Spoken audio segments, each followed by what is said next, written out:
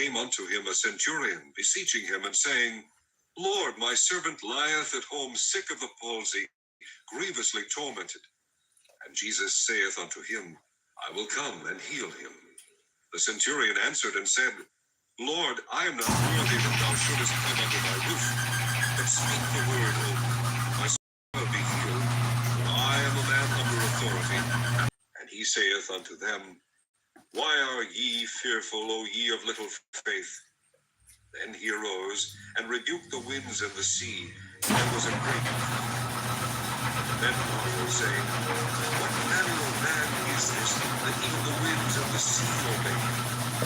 He was come to the other side of the country of the Gerasenes, and met him two possessed with devils, coming out of the tombs, exceeding fierce, so that no man might pass by that way.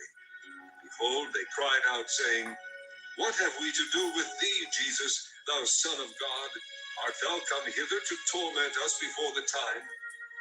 There was a good way off from them, and herd of many swine feeding. So the devils besought him, saying, If thou cast us out, suffer us to go away into the herd of swine.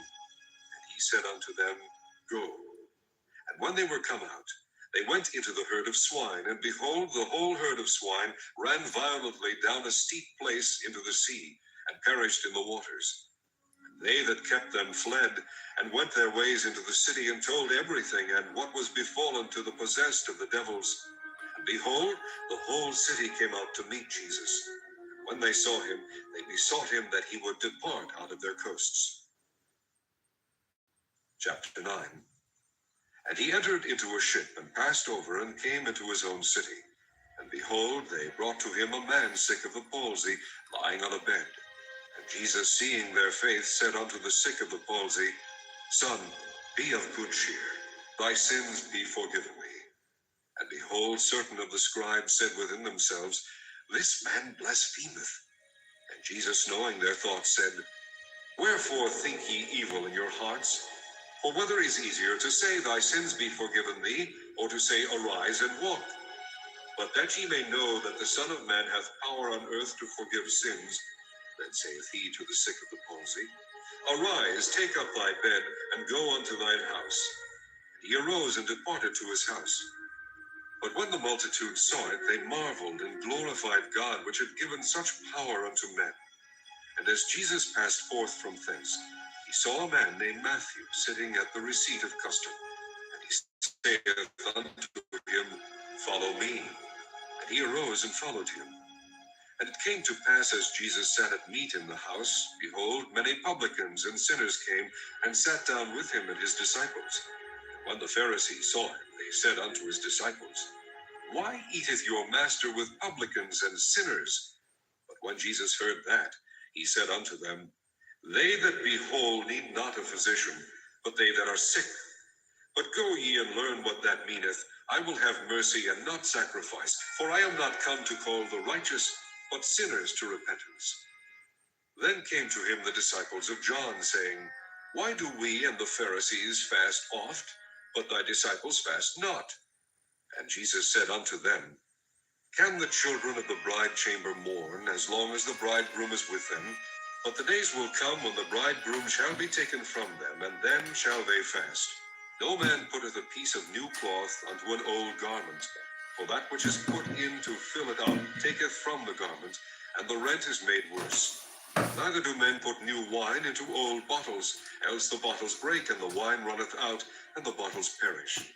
But they put new wine into new bottles, and both are preserved. While he spake these things unto them, behold, there came a certain ruler, and worshipped him, saying, My daughter is even now dead, but come and lay thy hand upon her, and she shall live. And Jesus arose and followed him, and so did his disciples. And behold, a woman which was diseased with an issue of blood 12 years, came behind him, and touched the hem of his garment.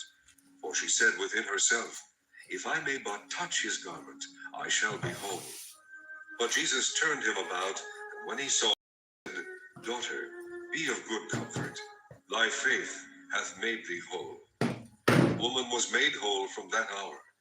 And when Jesus came into the ruler's house, and saw the minstrels and the people making a noise, he said unto them, Give place, For the maid is not dead, but sleepeth. And they laughed him to scorn. But when the people were put forth, he went in and took her by the hand, and the maid arose. And the fame hereof went abroad into all that land. And when Jesus departed thence, two blind men, saying, Thou son of David, have mercy on us. And when he was come into the house, the blind men came to him, and Jesus saith unto them, Believe ye that I am able to do this? They said unto him, Yea, Lord. Then touched he them, saying, According to your faith be it unto you. And their eyes were opened, and Jesus straitly charged them, saying, See that no man know it. They, when they were departed, spread abroad his fame in all that country.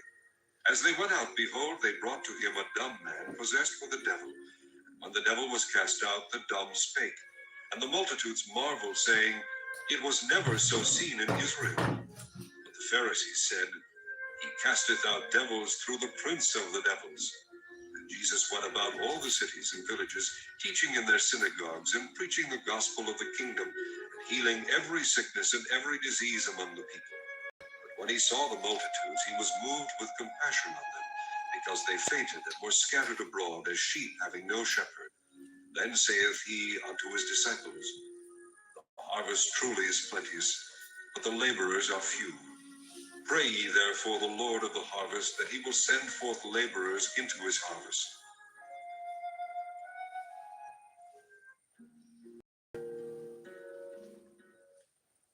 Chapter 10. And when he had called unto him his 12 disciples, he gave them power against unclean spirits, to cast them out, and to heal all manner of sickness and all manner of disease. Now the names of the 12 apostles are these: the first Simon, who is called Peter, and Andrew his brother, James the son of Zebedee, and John his brother, Philip and Bartholomew, Thomas and Matthew the publican, James the son of Alphaeus, and Lebbaeus, whose surname was Thaddeus, Simon the Canaanite, and Judas Iscariot, who also betrayed him. These 12 Jesus sent forth, and commanded them, saying, Go not into the way of the Gentiles, and into any city of the Samaritans enter ye not, but go rather to the lost sheep of the house of Israel. And as ye go, preach, saying, The kingdom of heaven is at hand. Heal the sick, cleanse the lepers, raise the dead, cast out devils. Freely ye have received, freely give.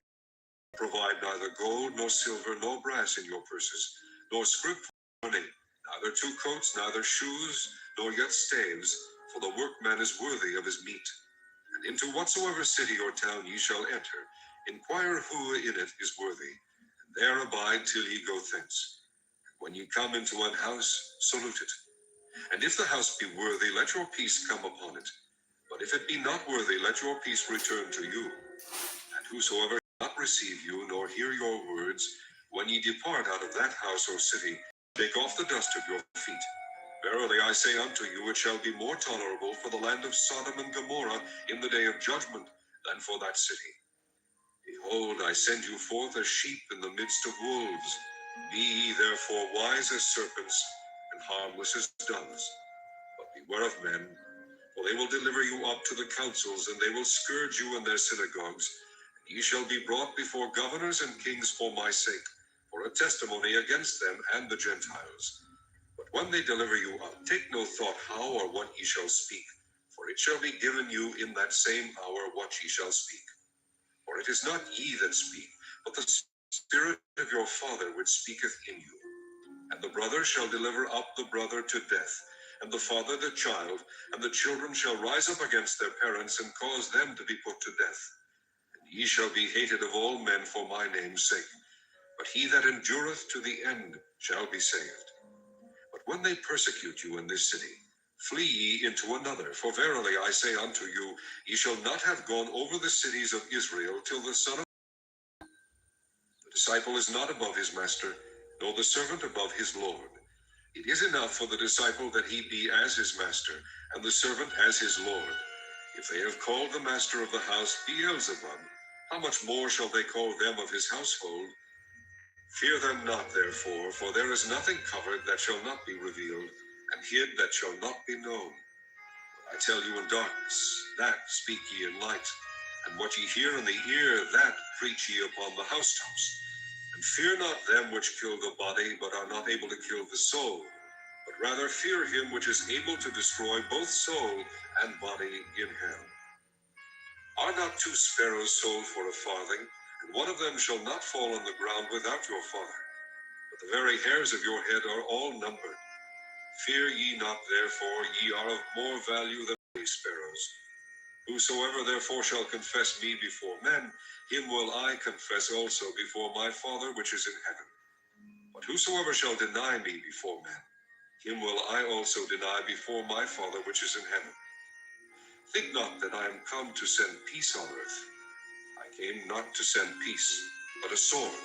For I am come to set a man at variance against his father, and the daughter against her mother, and the daughter-in-law against her mother-in-law. And a man's foes shall be they of his own household. He that loveth father or mother more than me is not worthy of me. And he that loveth son or daughter more than me is not worthy of me. And he that taketh not his cross and followeth after me is not worthy of me. He that findeth his life shall lose it, and he that loseth his life for my sake shall find it. He that receiveth. But whereunto shall I liken this generation? It is like unto children sitting in the markets and calling unto their fellows and saying, We have piped unto you, and ye have not danced. We have mourned unto you, and ye have not lamented. For John came neither eating nor drinking, and they say, He hath a devil. The Son of Man came eating and drinking, and they say, Behold, a man gluttonous, and a winebibber, a friend of publicans and sinners. But wisdom is to upbraid the cities. Woe unto thee, Chorazin, that it shall be more tolerable for the land of Sodom in the day of judgment than for thee. At that time Jesus answered and said, That in this place is one greater than the temple. But if ye had known what this meaneth, I will have mercy and not sacrifice.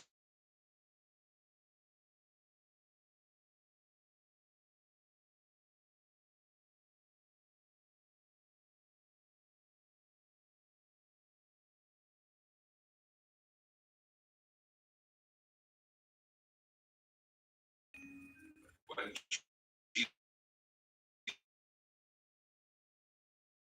Jesus knew it,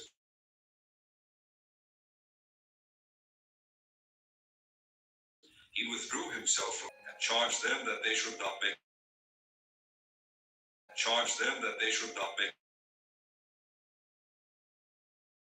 O generation of vipers, how can ye, being evil, speak good things?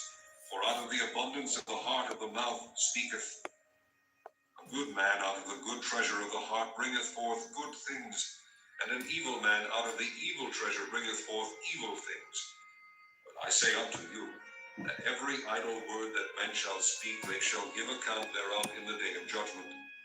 For by thy words thou shalt be justified, and by thy words thou shalt be condemned. Then certain of the scribes and of the Pharisees answered, saying, Master, we would see a sign from thee. But he answered and said unto them, An evil and adulterous generation seeketh after a sign, and there shall no sign be given to it but the sign of the prophet Jonas. For as Jonas was 3 days and 3 nights in the whale's belly, so shall the Son of Man be 3 days and 3 nights in the heart of the earth. The men of Nineveh shall rise in judgment with this generation, and shall condemn it, because they repented at the preaching of Jonas. And behold, a greater than Jonas is here. The queen of the south shall rise up in the judgment with this generation, and shall condemn it. For she came from the uttermost parts of the earth to hear the wisdom of Solomon. And behold, a greater than Solomon is here. When the unclean spirit is gone out of a man, he walketh through dry places, seeking rest, and findeth none. Then he saith, I will return into my house, from whence I came out. And when he is come, he findeth it empty, swept, and garnished. Then goeth he, and taketh with himself 7 other spirits more wicked than himself, and they enter in and dwell there. And the last state of that man is worse than the first. Even so shall it be also unto this wicked generation. While he yet talked to the people, behold, his mother and his brethren stood without, desiring to speak with him. Then one said unto him, Behold, thy mother and thy brethren stand without, desiring to speak with thee. But he answered and said unto him that told him, Who is my mother, and who are my brethren? And he stretched forth his hand toward his disciples and said, Behold my mother and my brethren. For whosoever shall do the will of my Father which is in heaven, the same is my brother and sister and mother.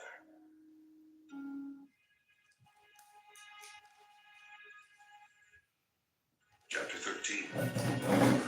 The same day went Jesus out of the house and sat by the seaside, and great multitudes were gathered together unto him, so that he went into a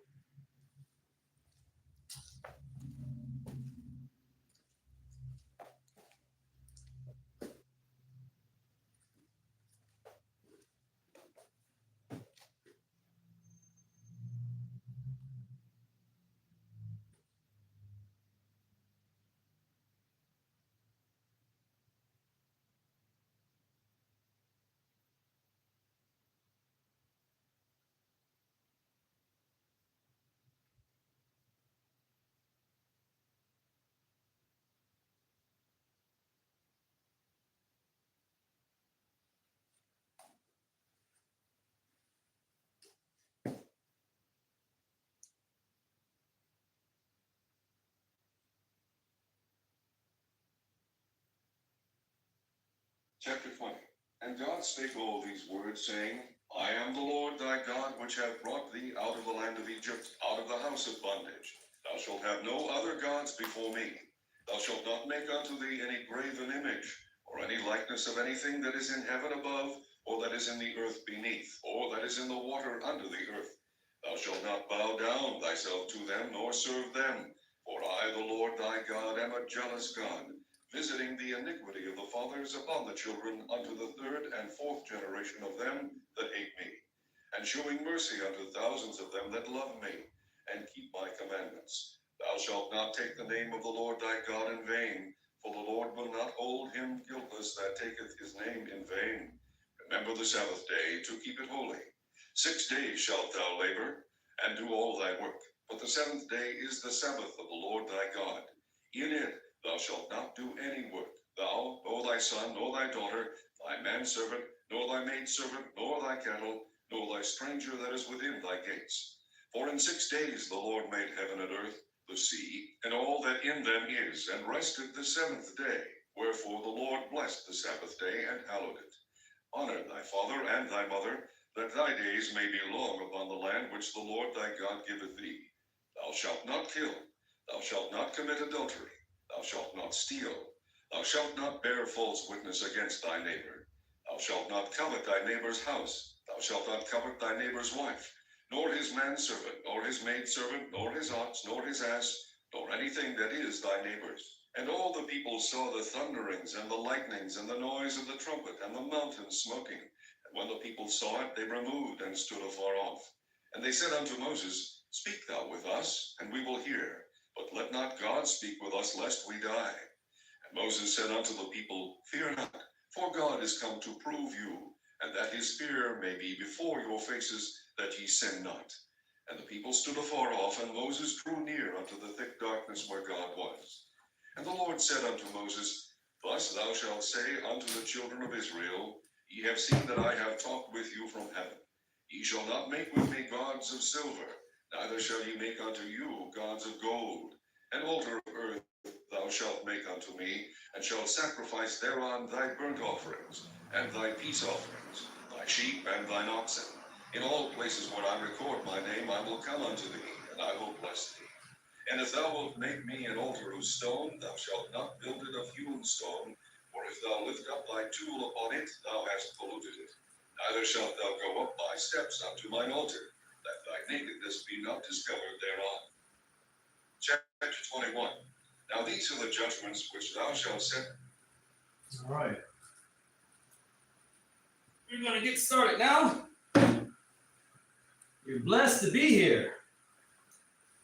Why did I say that? I would have favored you to join me on the Shabbat. A lot of people ain't able to do it. All kinds of hell is breaking loose. You got earthquakes, you got tornadoes, you got derechos or derechios, whatever you want, how you gonna pronounce it. Got a lot of bad weather taking place right now. A lot of people aren't able to keep the Shabbat today because they are in a bad situation. Perhaps if they had kept the Shabbat before the bad situation came, Yahweh would have gave them some added protection so they wouldn't be in the situation they are in now. Let this be a warning to those who are here to not to take the Shabbat lightly, to not underestimate the blowing of the trumpets, to not think that this is a game and no big deal. You see, what happened is that I blow this trumpet on the 10th, which happens to be the beginning of the new month. And then what takes place? Well, look at your own news reports. Out of Iowa came horrible storms crossing Iowa, Illinois, and into Indiana. Some of the people in Indiana right now don't have no power. There's massive power outages. Can't get no gasoline because you can't pump the gas. Stores are closed because there's no power to power the lights and the refrigeration units. People can't get on the internet and can't do their communications because they can't charge their phones. Massive power outages, major storms, tornadoes, wind damage, all took place around this time. Yahweh's going to get your attention, people. He's going to wake you up. He's going to get you to pay attention and not deny and laugh and mock at this calendar. Now, blew this trumpet on the 10th to announce the beginning of the 6-month olive wall. And the very same day, major earthquake take place in Colombia. Maybe the news media isn't covering it enough, but there's been a lot of death, unfortunately, for the Colombians.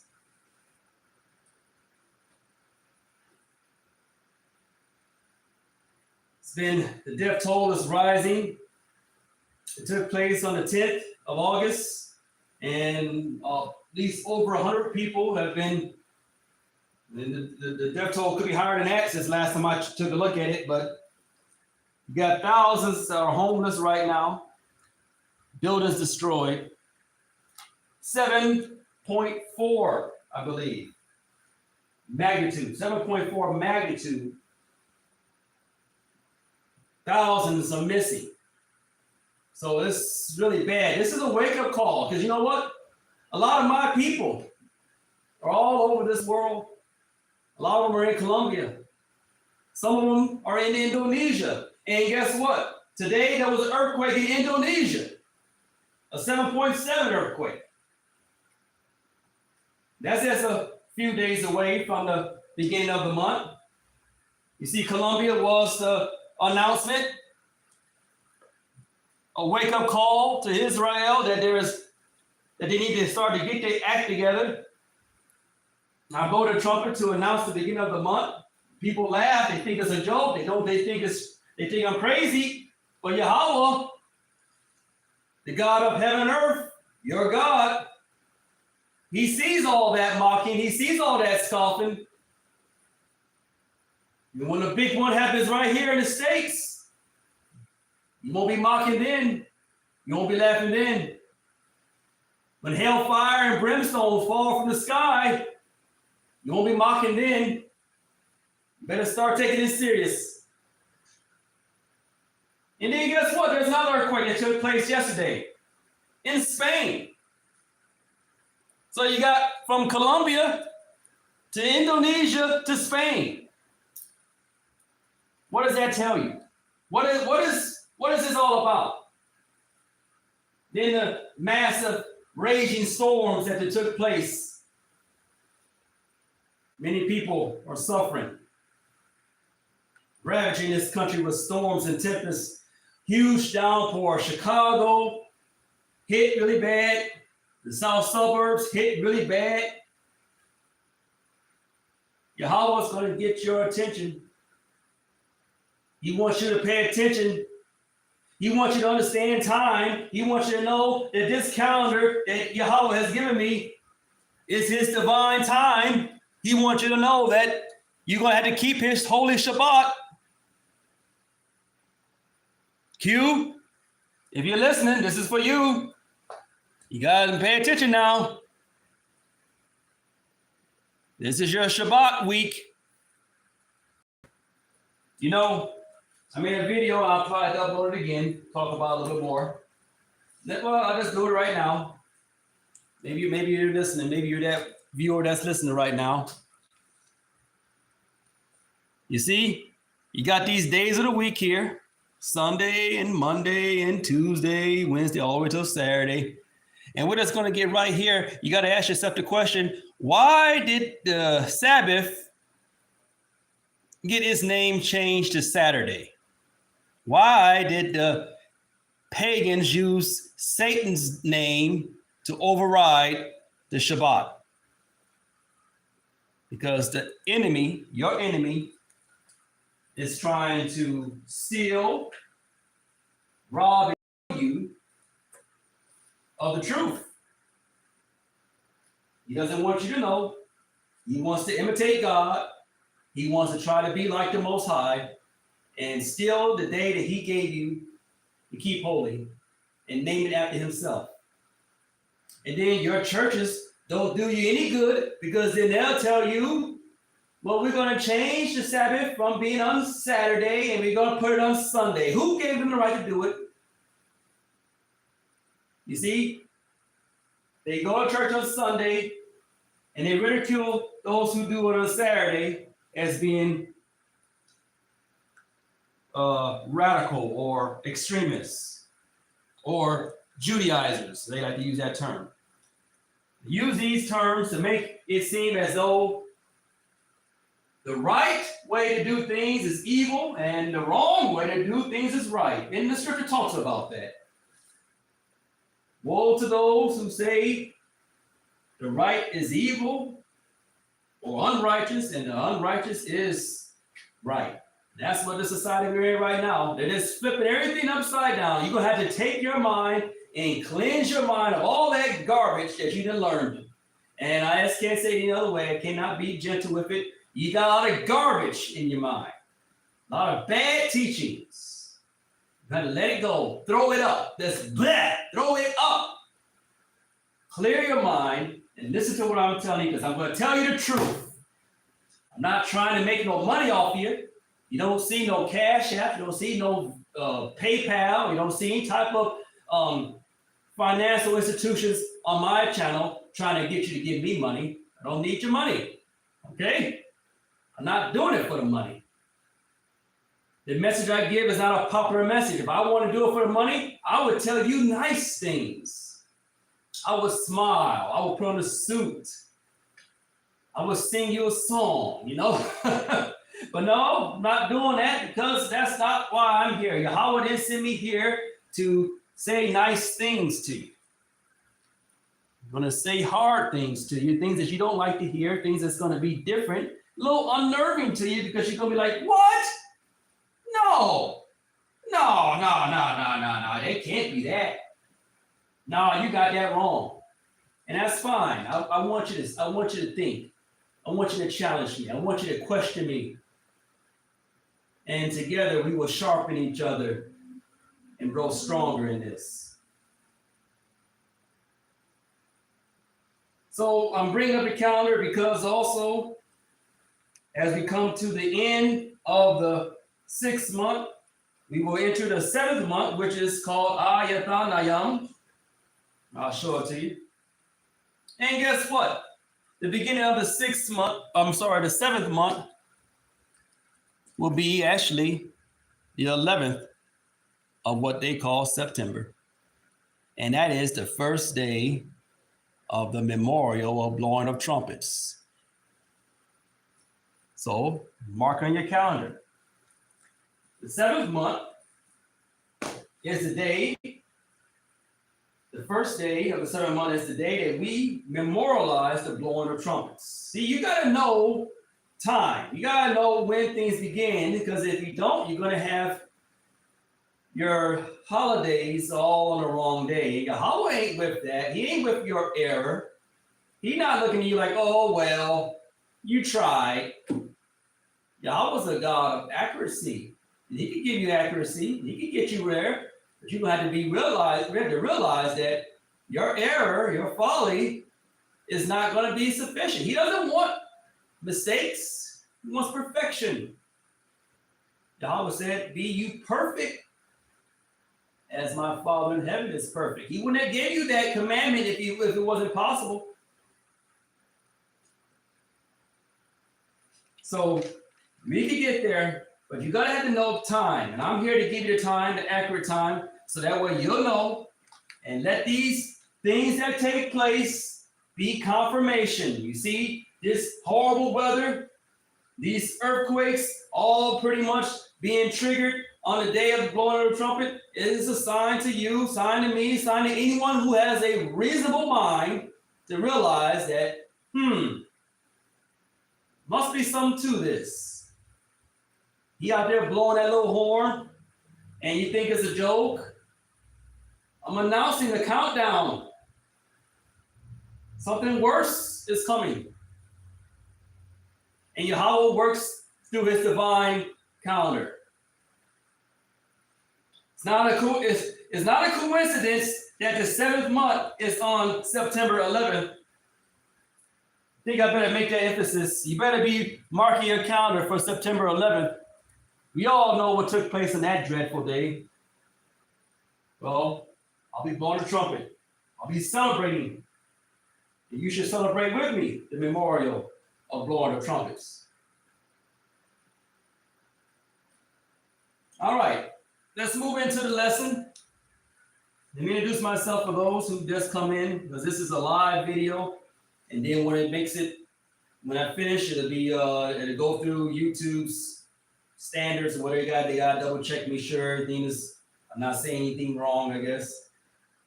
And then I'll make it public. And then you'll be able to rewind it or fast forward it. But for those who just come in, my Hebrew name is Bilshan Israel. That's the modern way to say it. If you want to use the ancient tongue, you would say Baal Hashan, Yah, Yahweh, Yahshua Allah. That's Bilshan Joseph Israel. And I am the elder, the teacher, the bishop of Yahweh's chosen generation. And today is the Shabbat. And as a reminder, the Shabbat is at Friday sundown through Saturday sundown. Ain't no getting around that. And I'll make a video or a lesson discussing that in more detail. But today's lesson is why so few? That's why I titled it. Why so few if there be so many? What am I getting to about that? Why so few if there be so many? I'm talking about people. Why only a few people if there's so many people in this world? You got probably, 6-8 billion people in this world. But yet this scripture actually gives you a number of only 144,000.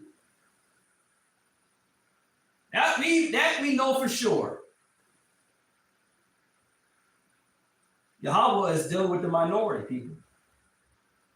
He's not trying to get everyone to come on into this thing. It's only a few good men that he really wants in this thing. And then the rest of the people are going to just have to be servants. That's what I mean, servants. Meaning they're going to have to serve if they survive. But this goes back to a lesson that I did called, Many Are Called, Few Are Chosen. And that's the words of the Savior. We'll just go to Matthew chapter 22. I wouldn't use the computer to read it. Again, if anyone out there who thinks they have what it takes to help promote this message and want to join me and feel like they can be a good reader, they got good oratory skills, contact me and let me know. We can set up something and I can have you do some reading and help promote this image to our brethren. So we're going to go to Matthew 22, verse 14. So you should have your Bible. Hope you got your Bible. We're going to open the Bible up to the book of Matthew, chapter 22. And we're going to start. I guess we can back up a little bit. Just so read in context. Let's start at verse 11. Matthew chapter 22. And if you got it, you know what? If you got your Bible on your phone app, you could probably do it that way.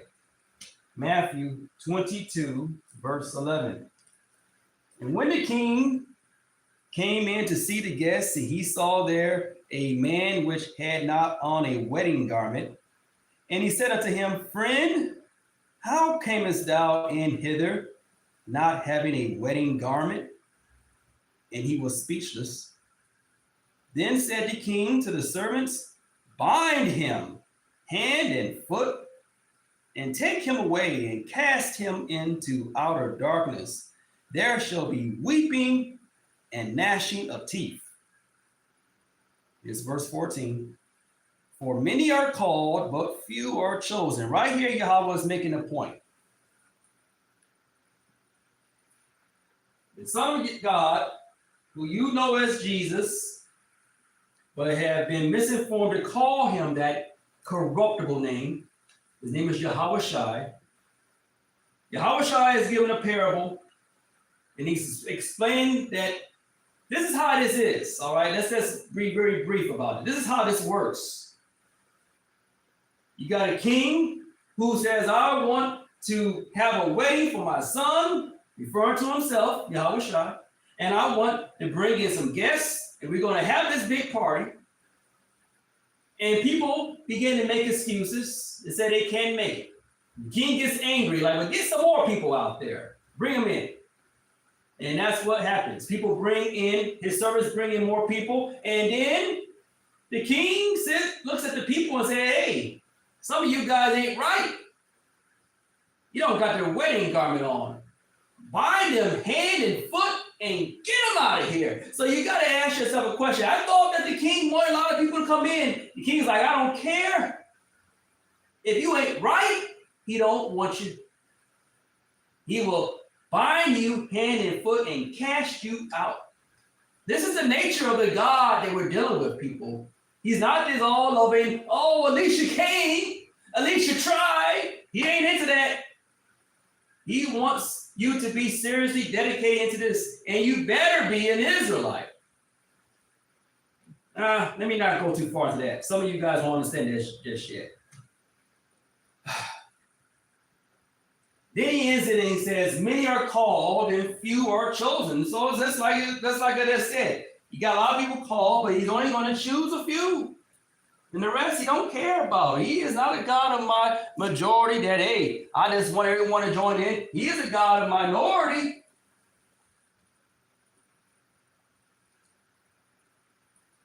Many are called, few are chosen.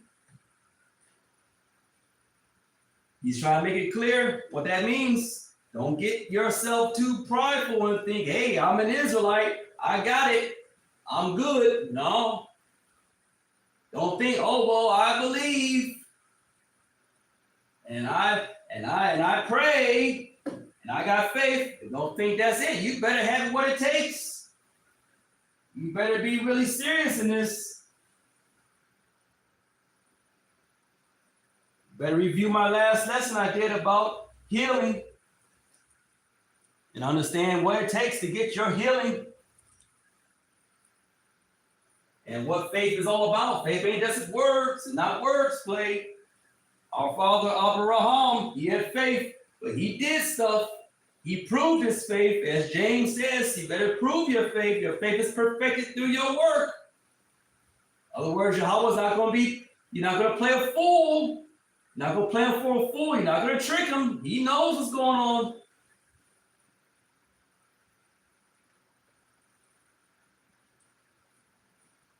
So I'm reading that to you because I want you to understand that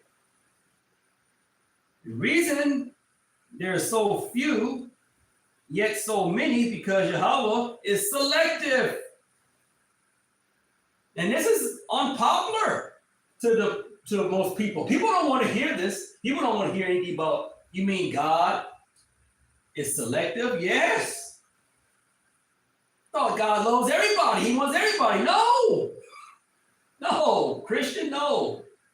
See, this is what they have been taught is a European-centric view that's going to bring everyone in and make everyone be comfortable with their own wicked heart. But God has got a specific people, and within that specific people, righteous people. And righteous means those who are keeping the commandments. Oh, I know. They're going to say to you, but Jesus paid it all. But Jesus this, but Jesus that. You got to read the whole book. You're going to have faith and understand that when you make these mistakes, when you fail, understand that Jesus, Yahweh Shai, is your sacrificial lamb. He pays that penalty because we right now are in this age of grace. But that doesn't give you or anyone an excuse to say, well, I'm going to go out and keep on breaking the law. I'm going to keep on sinning. Is he a God of sin? Is he going to be, is he giving you a free sin card to keep on sinning because he died and rose again? No, that's not how that goes. I mean, you got to use some common sense, all right? I mean, let's read this and think that you can just make it sound good. I'm afraid I can't make it sound good. I just got to make it make sense to you. That's what this is. That's the reason why when you read certain things in here, it gets kind of weird. It gets kind of odd. It don't fit your way you want it to fit because you're saying yourself, it's not what I think or how I want God to be. Sometimes you have all this stuff in there that will throw you a loop because this book is real life situations. It's really telling you a real story about a real God who has feelings, who has emotion, who is vengeful, wrathful, and must judge. Yes, let's also acknowledge that he's very merciful. He's very loving. He's very kind. Oh, yes, his mercies endure forever. But you're not going to make a fool out of him, all right? You're not going to use him. He made a contract with your ancestors, and that contract lasts to this day. And there's a penalty for those who break the contract, and he can't change that. There's a reward for those who keep the contract. This is the covenant. So you got to think about any type of contract you sign on the dotted line. But within the contract is the terms. You do this, you get that. You break this contract, you get this penalty. That's what this is all about. He signed a contract with our ancestors, and that contract is not voided out. We have these rules and laws we got to go by so that we perform our side of the bargain. And then he will perform his side of the bargain, meaning we done made a deal with each other. He didn't show that I could be your God and I could deliver you from any situation.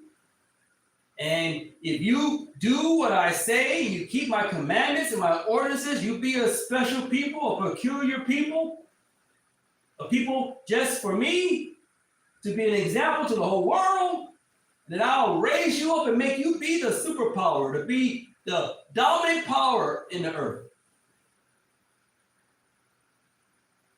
And when he returns, he's going to make good on that, and he's going to give those who are keeping the commandments, those who have faith in his son, it's going to give them authority to be rulers of this earth. And if you are a ruler, if you are a God, you're going to have servants. I hope you understand that. It may be a little too harsh for you to get, but you got to think about that. You're not a god unless you got servants. You're not a king unless you got subjects. That's how that goes. Someone is going to have to serve you.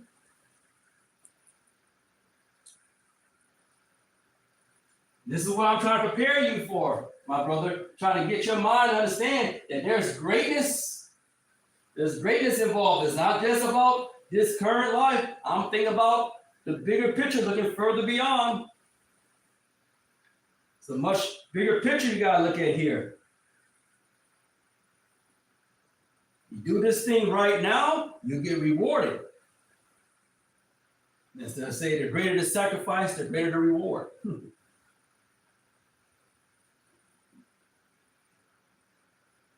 So I'm telling you all that because he's got a few people, 144,000, that are going to pretty much be his ambassadors, his emissaries of this whole globe. And we'll go a little further into the cosmos. That's right, not just stationary on Earth. You know about Mars and Venus and Jupiter and all them other planets, but we're going to rename them for once. We're going to rename them. And we're going to colonize them. And we're going to have space flight. And those planets are going to be useful. It's a big universe out there. You think we're just going to stay just here? There's bigger plans here.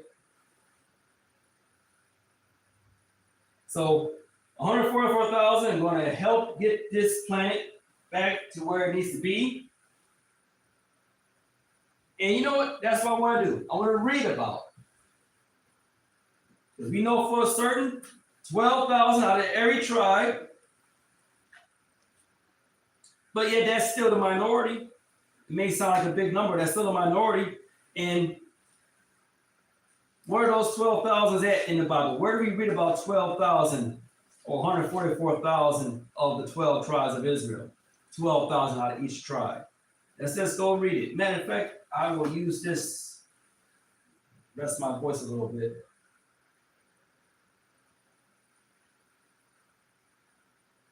So we'll go to Revelation chapter 7, the last book of your Bible.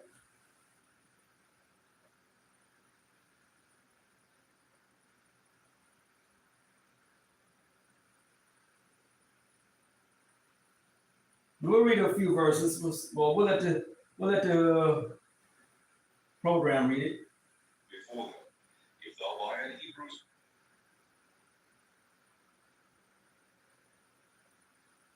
Chapter 7. And after these things I saw 4 angels standing on the 4 corners of the earth, holding the 4 winds of the earth, that the wind should not blow on the earth, nor on the sea, nor on any tree. And I saw another angel ascending from the east, having the seal of the living God.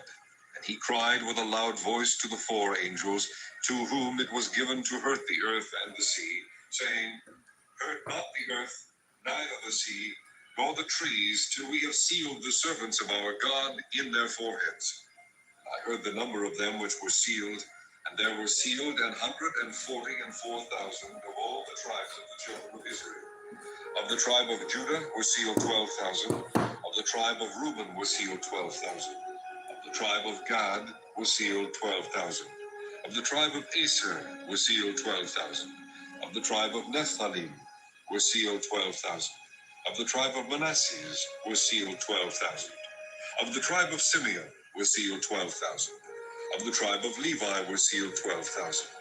Of the tribe of Issachar were sealed 12,000. Of the tribe of Zebulun were sealed 12,000.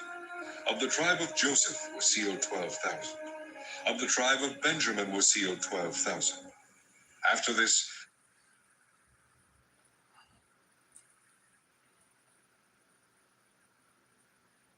chapter 6.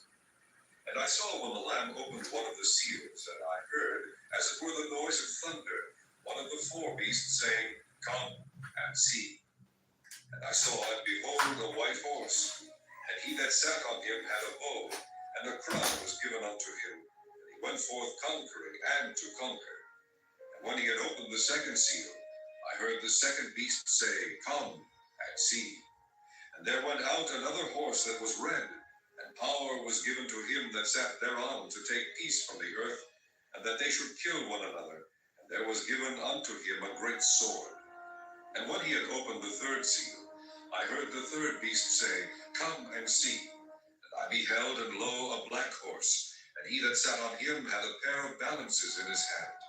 And I heard a voice in the midst of the four beasts say, A measure of wheat for a penny, and 3 measures of barley for a penny. And see thou hurt not the oil and the wine. And when he had opened the fourth seal, I heard the voice of the fourth beast say, Come and see. And I looked, and behold, a pale horse, and his name that sat on him was Death, and hell followed with him. And power was given unto them over the fourth part of the earth, to kill with sword, and with hunger, and with death, and with the beasts of the earth. And when he had opened the fifth seal, I saw under the altar the souls of them that were slain for the word of God, and for the testimony which they held. And they cried with a loud voice, saying, How long, O Lord, holy and true, dost thou not judge and avenge our blood on them that dwell on the earth? And white robes were given unto every one of them, and it was said unto them that they should rest yet for a little season, until their fellow servants also and their brethren that should be killed as they were should be fulfilled. I beheld when he had opened the sixth seal, and lo, there was a great earthquake, and the sun became black as sackcloth of hair, and the moon became as blood, and the stars of heaven fell unto the earth, even as a fig tree casteth her untimely figs when she is shaken of a mighty wind. And the heaven departed as a scroll when it is rolled together, and every mountain and island were moved out of their places. And the kings of the earth, and the great men, and the rich men, and the chief captains, and the mighty men, and every bondman, and every free man, hid themselves in the dens, and in the rocks of the mountains, and said to the mountains and rocks, Fall on us, and hide us from the face of him that sitteth on the throne, and from the wrath of the Lamb. For the great day of his wrath is come, and who shall be able to stand? Chapter 7.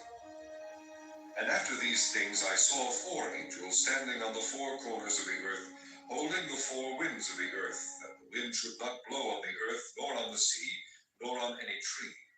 And I saw another angel ascending from the east, having the seal of the living God. And he cried with a loud voice to the 4 angels, to whom it was given to hurt the earth and the sea, saying, Hurt not the earth, neither the sea, nor the trees, till we have sealed the servants of our God in their foreheads. And I heard the number of them which were sealed, and there were sealed 144,000 of all the tribes of the children of Israel. Of the tribe of Judah were sealed 12,000. Of the tribe of Reuben were sealed 12,000. Of the tribe of Gad were sealed 12,000. Of the tribe of Aser were sealed 12,000. Of the tribe of Nephtali were sealed 12,000. Of the tribe of Manasseh were sealed 12,000. Of the tribe of Simeon were sealed 12,000. Of the tribe of Levi were sealed 12,000. Of the tribe of Issachar were sealed 12,000. Of the tribe of Zebulun were sealed 12,000.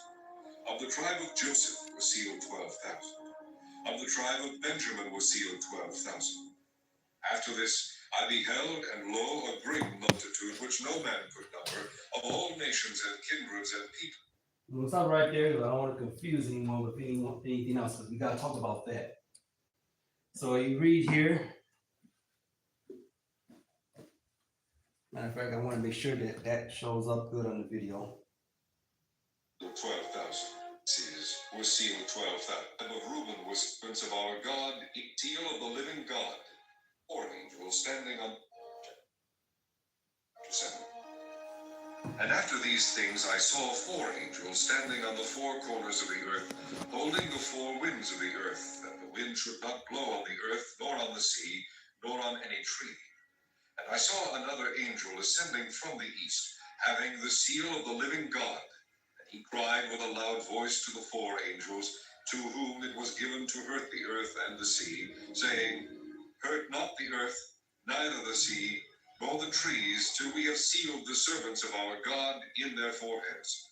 And I heard the number of them which were sealed, And there were sealed 144,000 of all the tribes of the children of Israel. Of the tribe of Judah were sealed 12,000. Of the tribe of Reuben were sealed 12,000. Of the tribe of Gad were sealed 12,000. Of the tribe of Aser were sealed 12,000. Of the tribe of Naphtali were sealed 12,000. Of the tribe of Manasseh were sealed 12,000. Of the tribe of Simeon were sealed 12,000. Of the tribe of Levi were sealed 12,000. Of the tribe of Issachar were sealed 12,000. Of the tribe of Zebulun were sealed 12,000. Of the tribe of Joseph were sealed 12,000. Of the tribe of Benjamin were sealed 12,000. After this I beheld, and lo, a great multitude which no man could number, of all nations.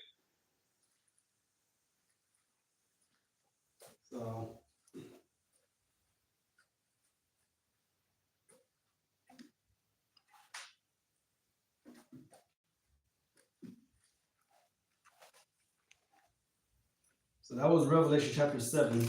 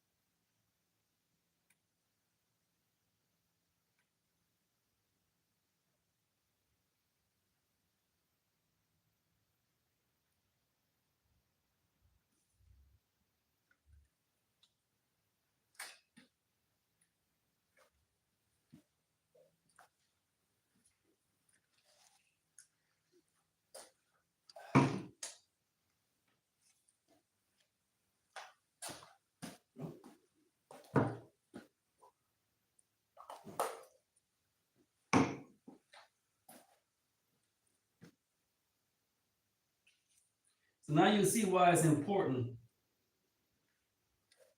and why I stress biblical identity. Because I want to know if you are one of the 144,000.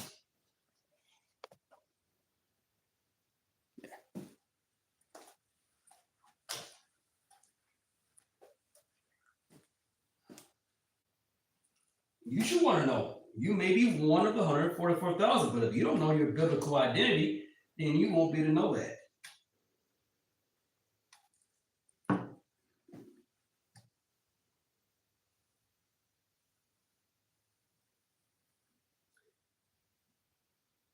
Now, I stopped it there because you'll see that there's others that are going to be brought into this. And these are pretty much going to be servants. They're given palms to use as fans to keep us cool. They don't have the name of Yahweh in their forehead. See, Revelation chapter 7 here is going to give you a caste or class system. There's going to be masters and servants. And there will be the headmaster, which will be Yahweh Shai, and his children, which will be the 144,000, the first fruits. And then they're going to have people under them, which will be their servants. You read about that in verse 15. We're not going to go there, but I want to move on with the lesson here, because we can read more about the 144,000. We skip pretty much 7 chapters over into chapter 14. And this says read chapter 14. Let's let the computer do it.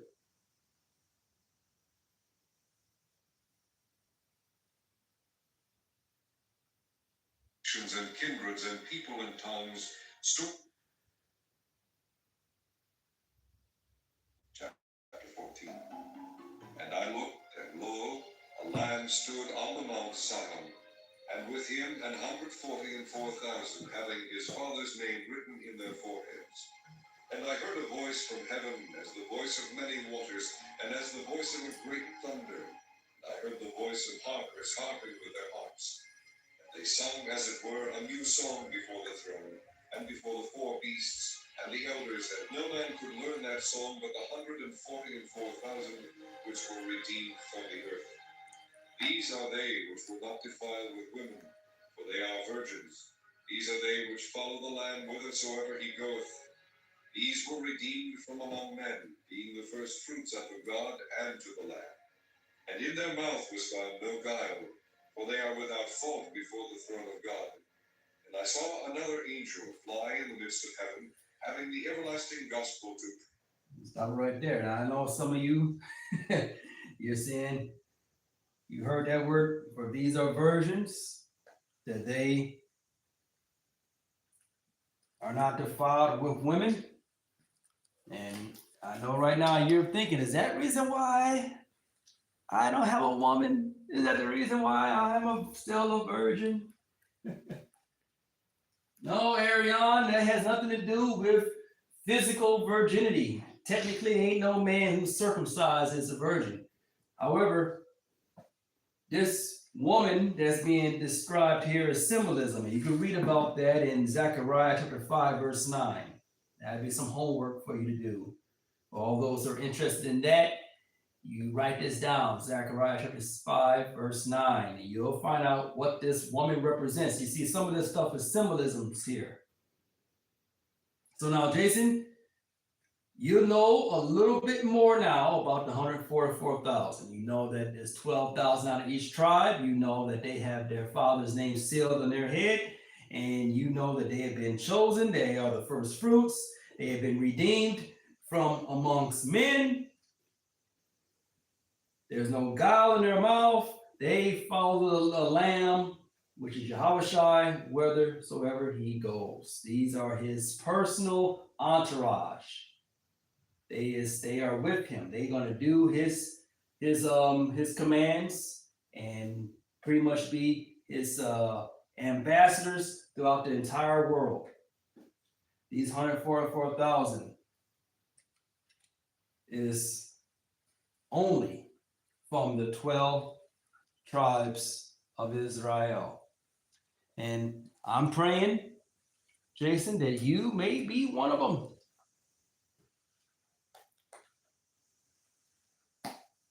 Because see, I know this world is full of temptation. It's always trying to bring you another path, to make you think something different, to pull you away from the things that I'm telling you.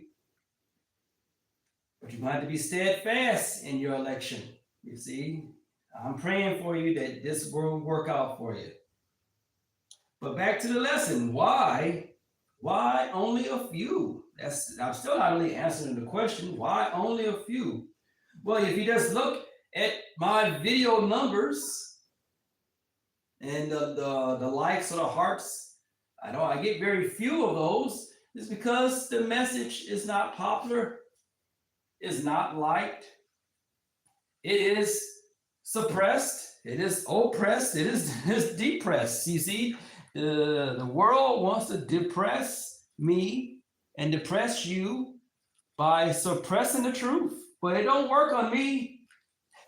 Some of you are weak-minded, and it will work on you. You will follow the crowd. If you don't see lots of numbers, it's just like you go to Portillo's or any other fast food place, and you see a lot of people lined up to buy the food. You think, oh, it must be good. You let numbers trick you, but that don't work on me. See, that's all a game. That's trying to get you to see their narrative of what they want you to believe. And what they want you to believe is the opposite of this. So they're going to put up high numbers for their narrative and going to skew numbers for my narrative. And that's all an attempt to keep you from understanding, keep you from believing, keep people from hearing it. Shadow bans and all that stuff they do. They hate what I am bringing to you. It is not a likable message. You hate it too. You don't really like it. I know. But there's something drawing you because you know something to it. And that's just the Holy Spirit working through you. But technically, most people are not going to take heed and not going to like this because no one likes to feel a certain way that makes them feel uncomfortable. The message I'm bringing is not a comfortable message. It's not a loving, heart-filled, pleasurable message. It's not pleasurable. It's unpleasurable. It's not popular. It's unpopular. It's not a famous message. It's infamous. And that's why I like it to be. I like it to be that way because then I know I must be doing something right. If I get people liking me and thumbs up at me, I'm telling you something that you like to hear. And I know that's not what this book's about. Because why? Because they hated Jesus. Oh, you didn't know that? You need to read your Bible more. Let's go to some scriptures here. See, YouTube hates me because I'm not that stereotypical YN that they want me to be. In the same way with Yahweh Shai, they wanted him to be like all the other religious people. Just go along with the flow, fit in with the Roman way of doing things. Abandon the old practices and let's step into a new world where we join hand in hand with our oppressors. But I destroy that stereotype when I make videos like this, when I don't let the peer pressure of giving in and saying, oh, no one cares, no one likes what I'm saying. Let me change my message. I've been there, I've done that. And I didn't feel comfortable when I did that. I chose a popular message and I had to take this book and I had to bend and twist it so many times to make some sense out of that message that was false. And now I said, I'm too old to continue to live a lie. Too old to try to fit in. Too old to keep playing church. Too old to be going to this church and that church. There's got to be some truth, and it's just pretty much if you read for what it says and stop trying to change the message, you get it.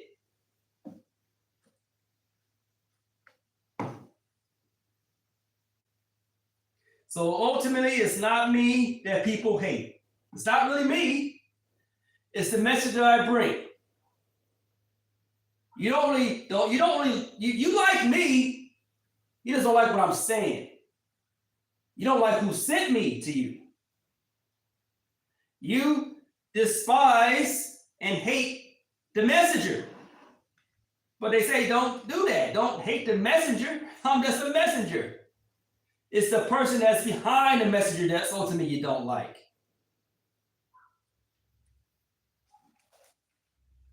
You say hate such a strong word. You don't hate it. You just don't agree with it. You don't agree with it. Well, if you don't agree with it, then challenge it. But you can't challenge it because you don't know nothing. So you better listen to what I'm telling you. I'm not doing this for fun. I'm not doing this because I think it's a cool thing to do. I'm doing it because I'm being told to. So if you don't like it and you can't challenge it, then just shut up and listen, all right? Just shut your mouth and listen. Stop being in la la la la land. Stop being like, oh, okay, I don't believe it. Don't do that. That type of attitude is going to get you killed, all right? You're going to get destroyed. The trumpets are being blown because Yahweh is trying to get your attention. So go to John chapter 7.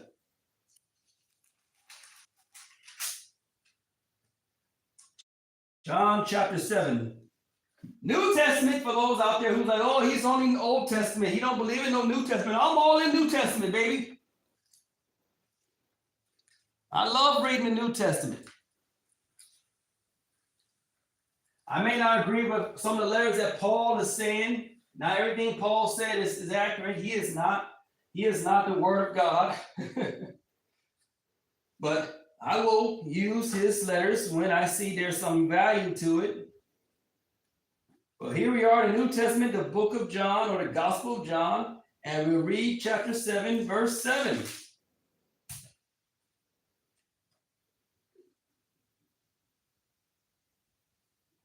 The world cannot hate you, but me it hateth, because I testify of it, that the works thereof are evil. So you see, that's the reason why the message isn't popular. That's the reason why it's hated and despised and oppressed. It's testifying of the evil. It's telling you that, hey, you're doing evil things.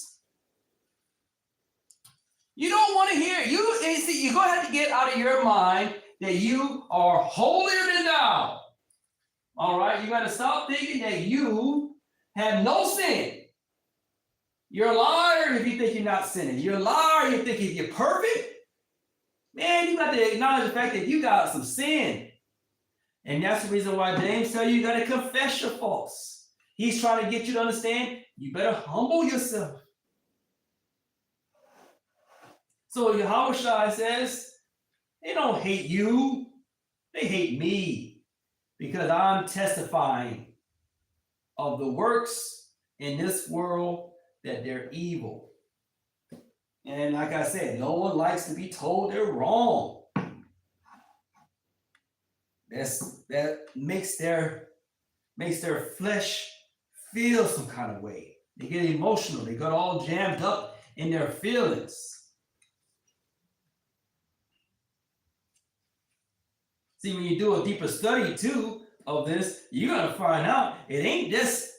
This is not about people who are religious and people who are not religious. You can find out the majority of the people are really upset or really hate this message are the religious ones. That is the world that Yahushua went to. You do a deeper study in it, you're gonna find out that this word world in that text and throughout the book of John or Gospel of John is referring to the spiritual center of the religious world of the Jews. And you can read about that in John chapter 18, verse 20, and cross-reference it with John chapter 1, verse 11. I'm not going to go into detail of that, but that's what that world is. We're not talking about all the unbelievers, all the atheists. We're not talking to them. We're not talking about other religious groups like Buddhists and Muslims and Zoroastrianism and Hindus. We're not talking about them. This message is hated by those who supposedly believe the book. They confess Christ. Christians, Catholics, Baptists, Episcopalians, Hebrew Israelites.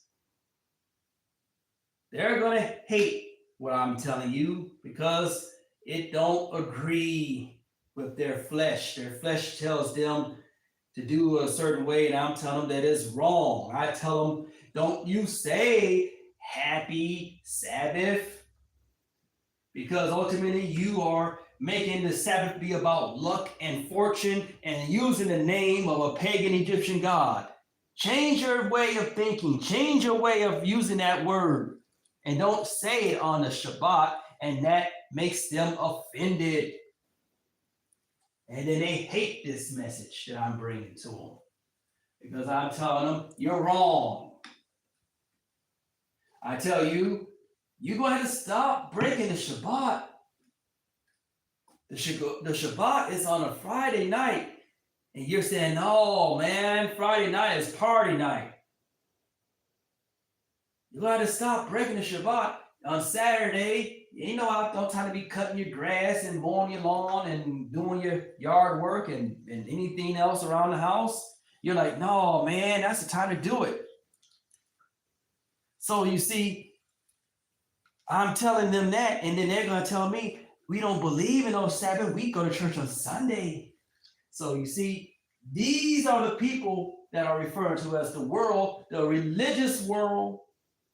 They're the ones who hate this message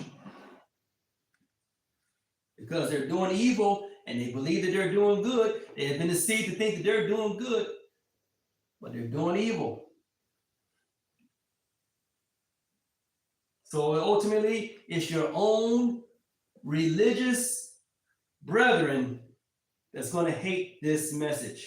And you'll see, it's not those people who don't believe. They don't have no dog in this fight. It's those who say that they are believers, and they're going to despise the message. They're going to challenge the message. They're going to try to find fault with the message.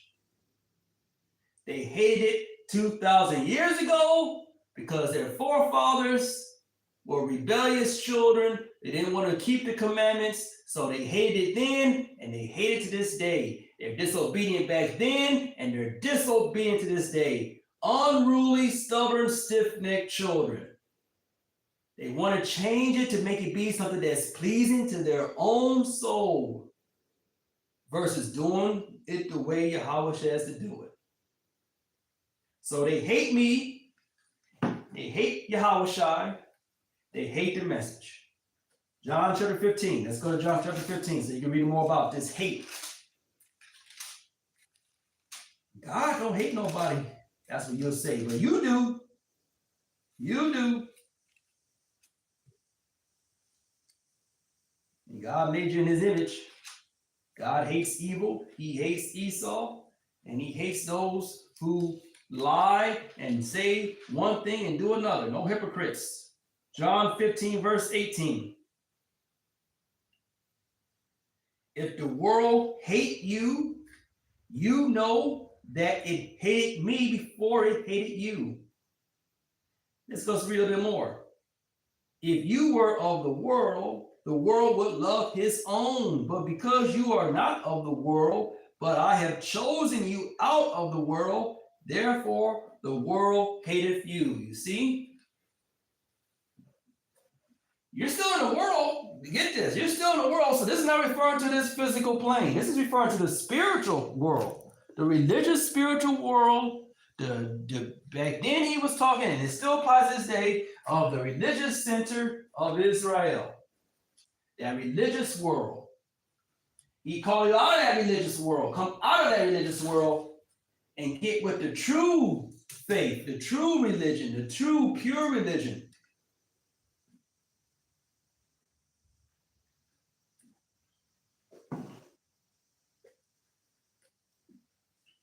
Let's go to 1 John.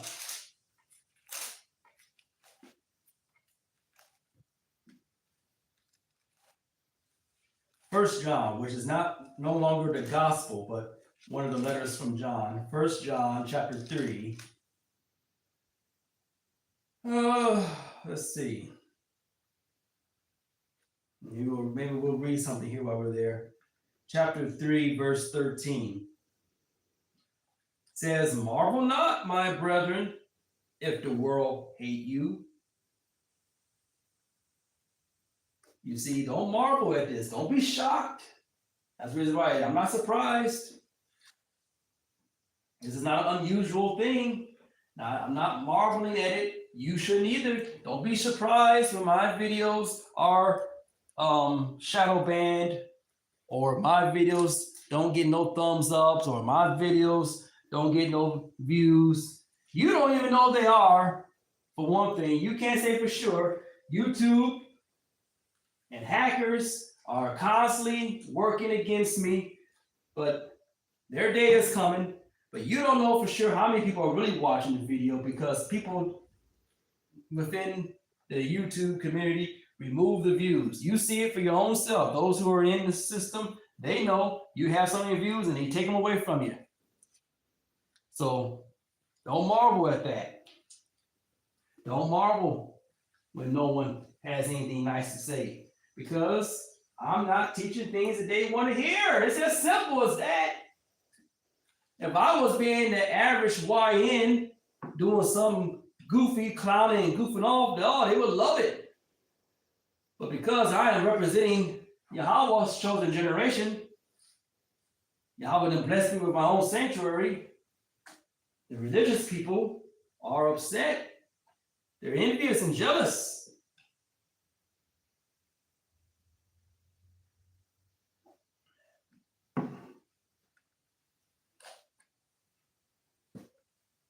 See, Yahweh is known for selecting just a few good men. He's willing to start all over. He did it before with Adam. He did it with Noah. He pretty much almost did it with Lot. He took out five cities and spared, that's Lot and his family, and they thought the world came to an end. So much destruction was all around him. He spared them. And even with Israel, after he brought Israel a long way from Egypt, showed that all his miracles and might, brought down the Egyptian empire, that so he could free his people, and his people began to break all kinds of commandments. And he told Moses, I'll kill them all and I'll start all over with you, Moses. If it wasn't for Moses going to bat for you, being a good negotiator, we wouldn't be here today. It would be a brand new line all through Moses. So Yahweh, he was willing to start it all over again with just a few. So that's his motive of operation. He ain't worried about it. It's you who need to be concerned. He ain't concerned one bit. He got all the time in the universe. He is the master and architect of time. He ain't worried about starting all over. He ain't worried about if you get your feelings hurt. He ain't worried about your children. He can raise them all back up. You see, you gotta realize when he got that kind of power, these things that offend us is kind of below his concern. You have to cry and plead to get him to realize that, hey, we're flesh and blood. Have mercy, have pity. And that's the only way he'll listen. But if you ain't showing no true emotion, if you ain't showing no true obedience, don't you think he won't start all over? He'll take your candlestick away from you and start over with someone new. It's not too hard for him to do. Oh yes, you could be chosen. You could be all set up and ready to go like he was with Moses, ready to go to Egypt and perform this mighty work for Yahweh. But because Moses wouldn't even have his own son circumcised, Yahweh was ready to kill him. And the story goes that his own wife realized the seriousness of the situation, and she herself circumcised her son. Saved Moses' life. Because Yahweh was going to kill him.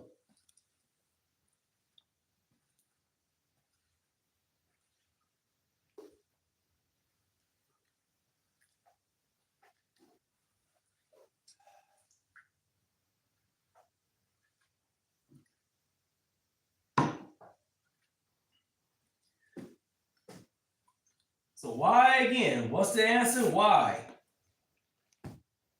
Let's go back to Matthew. I think I started with Matthew. Let's go back to Matthew.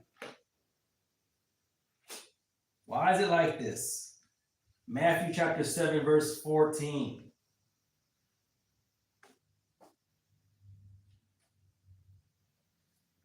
Because straight is the gate and narrow is the way which leadeth unto life,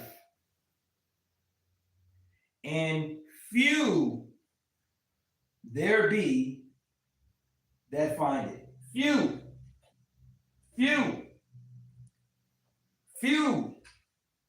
there be that find it. Let's read it again. I want you to get these key words. These key words are important. Why so many? Why so few? Because straight is the gate, and narrow is the way which leadeth unto life, and few be there that find it. Let's go to verse 13. So we see few are going to find this narrow, straight way. It's not a wide path, okay? The wide path, many going to find that. Enter you into the straight gate.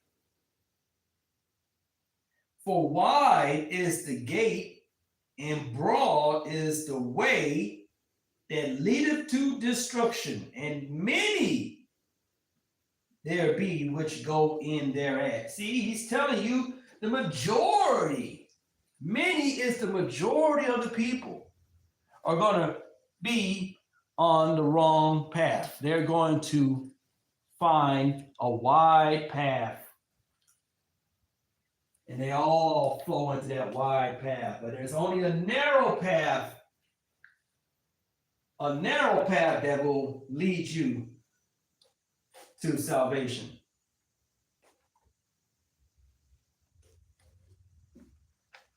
See, you got to remember what he said too. Many are called, few are chosen.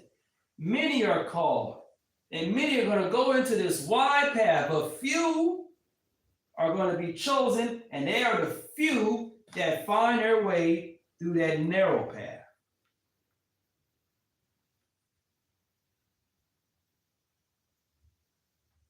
What he says in Matthew 24, let's find that about this many. What the majority are going to do?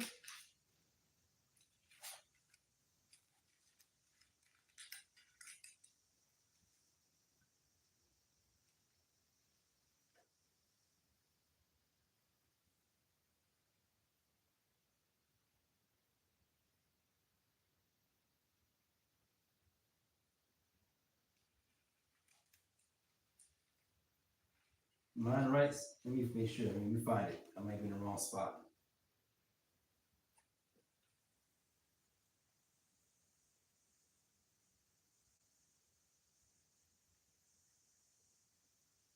I think it is there. Yeah, it's there. I'm somehow overlooking it. Yeah, Matthew 24. Yeah, right there. Verse 3, it says, and he sat upon Mount of Olives, and the disciples came unto him privately, saying, tell us, when shall these things be, and what shall be the sign of thy coming and the end of the world? And Yahushua answered and said unto them, take heed that no man deceive you. Let's put it up right here so you guys can see.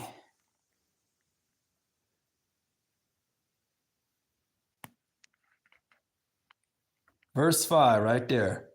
For many shall come in my name, saying, I am Christ, and shall deceive many. See right there, that word many? For many. You gotta not look past these key words. For many. Many are going to come in his name, meaning come in his authority, saying, I am Christ, meaning they're saying, I'm Christian. And they're going to deceive what? Many, the majority of the people. That's the many. That's the many that find this wide path. That's the reason why Christianity is the majority. Christianity is the biggest religion. I think next to Islam, Christianity is the largest religion. It's widespread over many countries. Christianity is the religion that is the majority in politics, in buildings. You're going to find many people professing themselves to be Christian, saying that they are Christ. See, you got to realize when you read that, he says it, many shall come in my name, saying, I am Christ, and shall deceive many. When he says, I am Christ, and not referring to, he wasn't referring to saying they're going to come saying that he's Christ. They're going to come saying that they're Christ. And now you're going to say, yeah, they're saying that they are false messiahs, that they are some type of cult.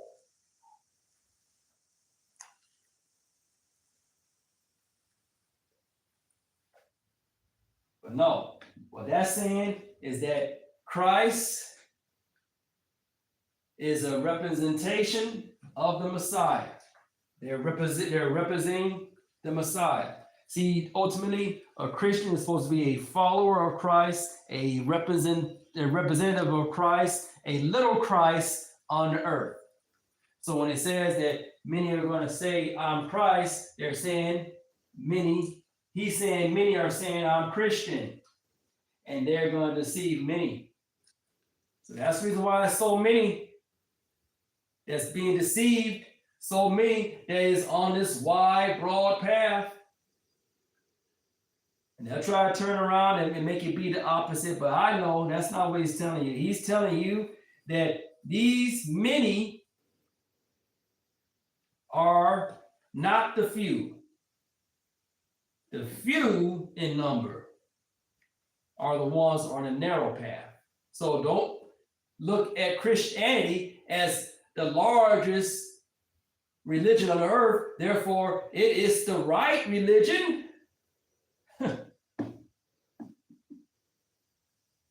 You gotta just be common sense with that. You letting, again, numbers trick you.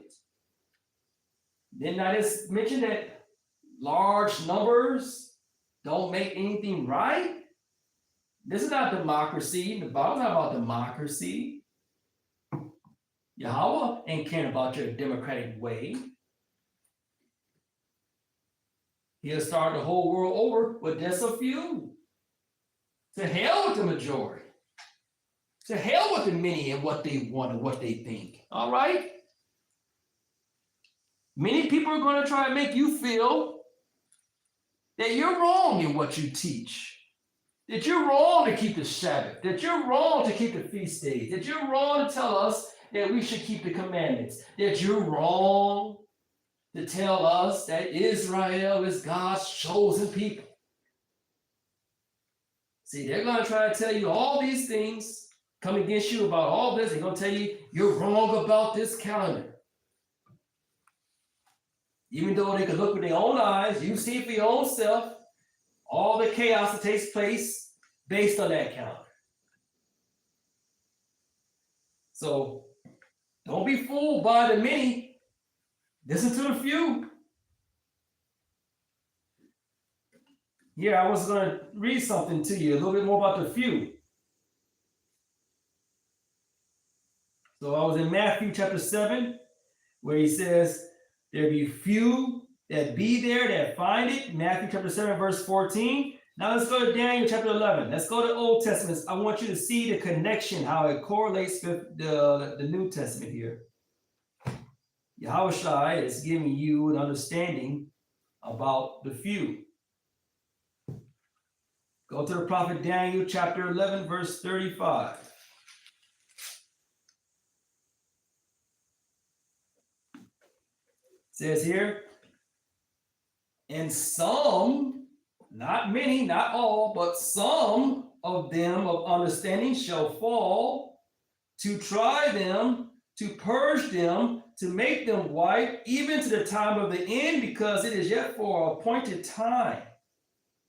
What's this telling you? He's telling you that some of us, but not all of us, but some of us are going to fall for the purpose to test those who are listening, to see if you are true believers.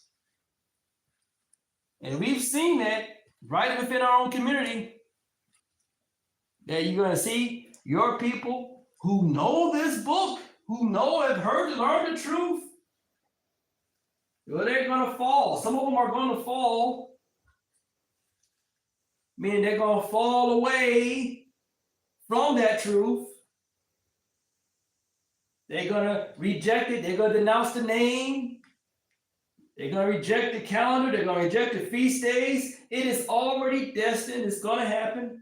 But that is only happening because he wants to test to see if you who are listening to them have your own mind, or are you just following and not really learning, not really gaining, not really following Yahweh? Because ultimately, you don't follow me. You don't listen to me. You want to listen to him. So I'm giving you his words, but if I fall away and reject those words, are you going to fall away too? The words were true. The knowledge you gained was truth. So Yahweh's going to find out, do you really believe it? Or were you just going along because it was a cool thing to do, to be part of a group? To say, oh yeah, me and so, we all in this camp, or we're all in that group, or we go to this church. Makes you feel good to say you belong somewhere, right? It's not about feeling good, all right? Get that out of your mind about trying to feel good. If you're feeling good about something, you probably are caught up in a bad doctrine.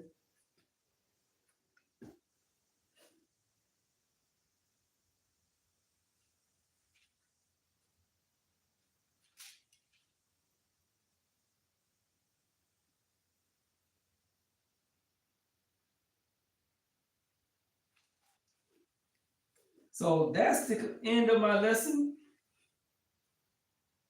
I want to remind you again about the memorial trumpets that's coming up. Let's show you the calendar. Next month.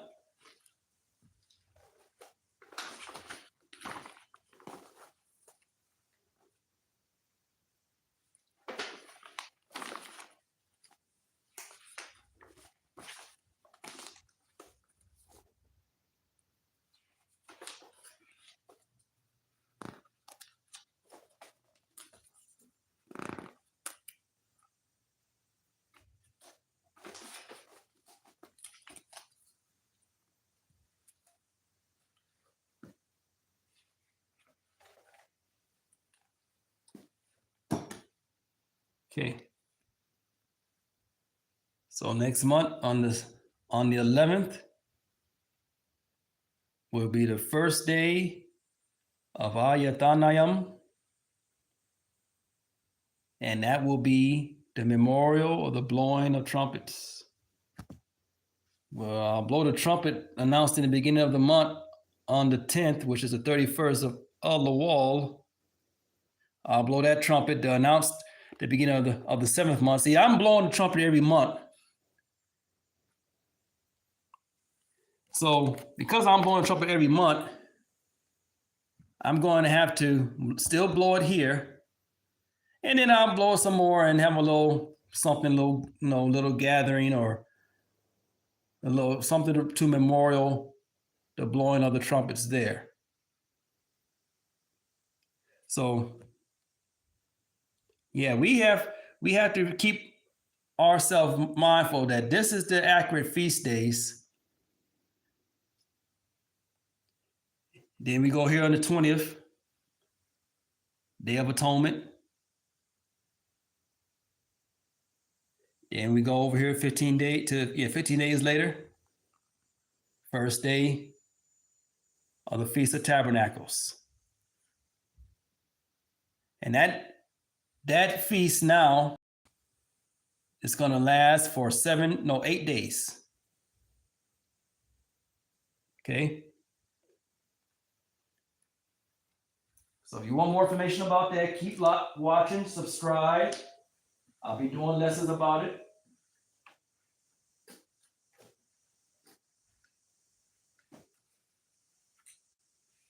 And what I should do is, well, I'll say that for another lesson. This lesson's been going on long enough. The Shabbat is still on until the sun goes down today. So I encourage you to continue to keep this Shabbat holy. Get your Bible, open it, read it, study it. Those who are listening to me and studying with me, you can contact me. We can talk about things.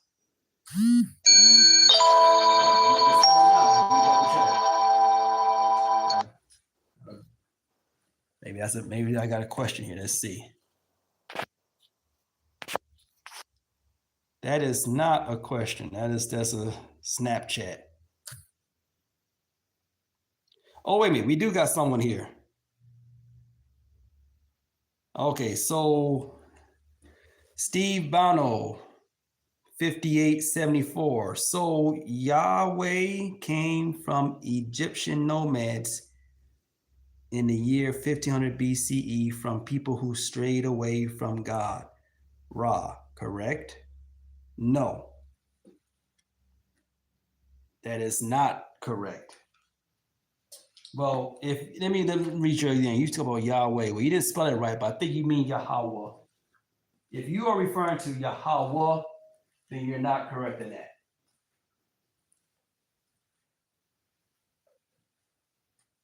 See, you want to know when Yahweh first was known? And I'll show you.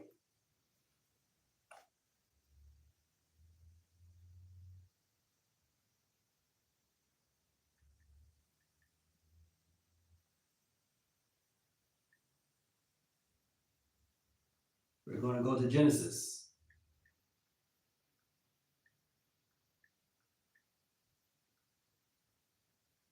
Okay, you go the old-fashioned way. I wanted to read it to you.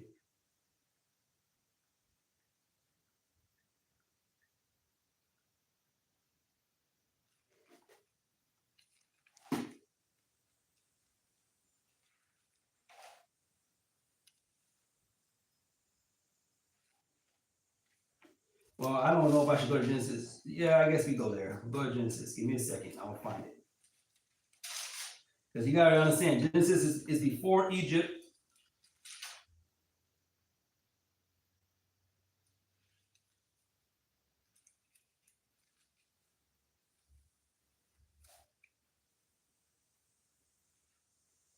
Well, maybe I need to answer your question in the sense that, because see, I think if I'm following your line of thought, you're saying that the Israelites, let me read this again. The Israelites learned of the name Yahweh in Egypt. So Yahweh came from Egyptian nomads. No, that's not accurate at all.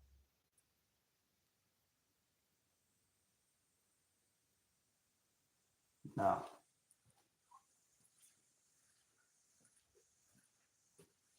You may see some similarities there.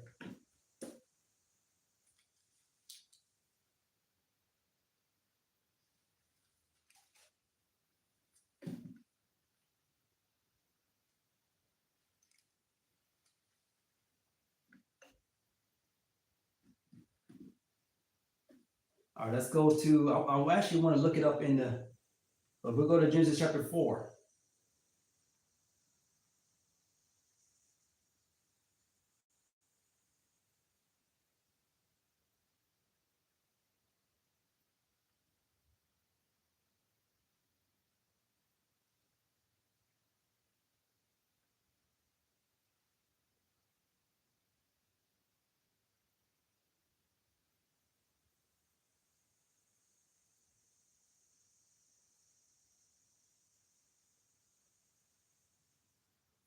All right, so when we go to Genesis chapter 4, I'm gonna bring this up to you so you can see.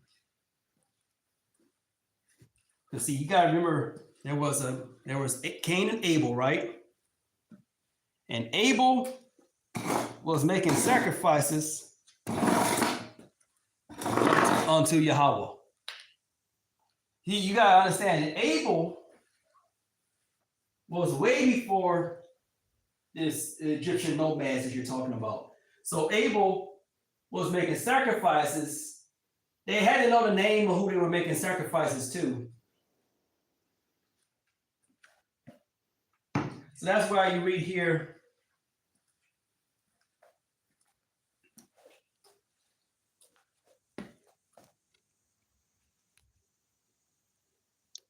And Abel, he also brought of the firstlings of his flock and of the fat thereof.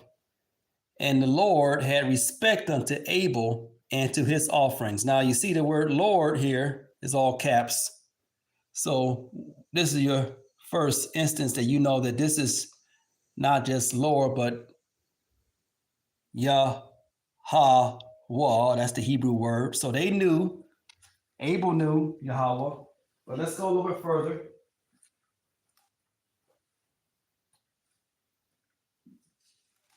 Because you got to remember that Abel was slain by his brother Cain. And when he was slain by Cain,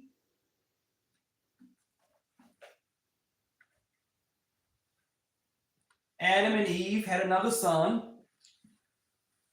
who they called Seth. Okay. Now, it says here, so we go to Genesis chapter 4, verse 25. And Adam knew his wife again, and she bare a son, and called his name Seth, for God, she said, had appointed me another seed instead of Abel, who Cain slew. Okay. Next verse. And to Seth, to him also there was born a son. So Seth grew and had a son, and he called his name Enos. Then here's the key point here. Then began men to call upon the name of the Lord. Then began men to call upon the name of the Lord. Now, they did not have a name. No, I should say they couldn't call upon a name if they didn't have it. They have it right here. See, they had the name back during the time of Seth and his son Enos. So the name of the Lord, now this all caps means Yahweh. Let's prove that. We don't say Yahweh, but we say Yahweh. Yahweh is it's not really that bad of a translation. It's just not accurate. But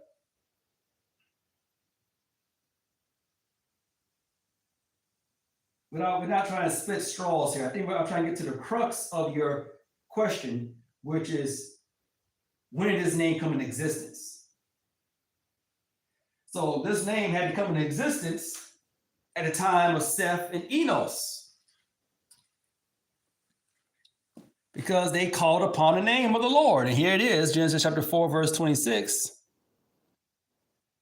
We scroll down here. I'm using the Blue Letter Bible. We scroll down, and there is that word Yahweh. Then began men to call upon the name of who? Yahweh. I'm going to do a lesson just on the name so people can get this name spelled and pronounced just right. But this is the Yah, that's the Ha, that's the Wa and the Ha. Now, the only way to truly pronounce that is I have it up here. Let's see if I got a stick I can use this time. I don't have a pointer. I need a pointer. I've been using this. Oh gosh. Oh, you gotta do better. But here's your 4 letters that spell the name Yahweh. It's also right here. YHWH. YHWH. See, what happened is people are taking that W and thinking that W sounds like a E or something, like a we sound. But they know it's Yah, Ha, way. You say Yahweh, you put an E in there. There's no E, there's no vowel. This W doesn't make a vowel sound like we. It makes it sound like wah. So you say Yahweh, not Yahweh. That's just a bad translation from your enemy who has brought that information to you, but he's twisted it with vowel sounds to make you say it wrong. And now you got a whole group of people out there saying it wrong. But I'm giving you guys time. You're going to get it. Keep listening, keep watching, keep studying. You know, I'll say this, even my own self, when I first started out, I was gung-ho for the name Jesus. Yeah. But then I just kept on doing some study, and I found out that, well, Jesus isn't the accurate name. I got with some, they call them Jews for Jesus, all right? And these Jews for Jesus, which is exactly what it means, they were Jewish people who believed in Jesus as the Messiah. They put a little emphasis on the Hebrew. And what they was using, of course, was modern Hebrew. And so that's how I found out more about, oh, so they say Yeshua. And then one time I was listening to, I think it was Benny Hinn. I know about Benny Hinn. I was really interested in all this faith healing, and boy, it was the very extravagant stuff to see it on TV happening right there on television. And Benny Hinn had a rabbi on there interviewing or talking with a rabbi, and the rabbi told him that you should call him by his name, not Jesus, but Yeshua. Now the rabbi didn't believe in him, but he said at least he know that the name Jesus wasn't right. And so Benny Hinn ignored him, and they got ready to pray in the name of Jesus. And you know that rabbi, he turned his back. He turned his back while they prayed, because he said, I'm not praying that false name. I don't believe it for one thing, and I ain't gonna pray it if I did. If I did believe him, I'm not gonna pray in that false name. So that drew my antennas up, like, hey, there's something going on here. So I looked up into Webster's dictionary, and in Webster's dictionary, you had the name Jesus, and it says that his Hebrew name was Yeshua. Like, okay. I'm like, yeah, so even Webster's dictionary, English dictionary, is telling you that the name Jesus is not accurate. That's as an English transliteration or whatever. It is really Yeshua. So I started saying Yeshua. Then that opened the door, because, you know, when I started investigation, I found out, oh, well, some people were saying Yehoshua, Yahashua, and Yahushua. You know, everyone was really, it was a time where everyone was really trying to get that name right. And then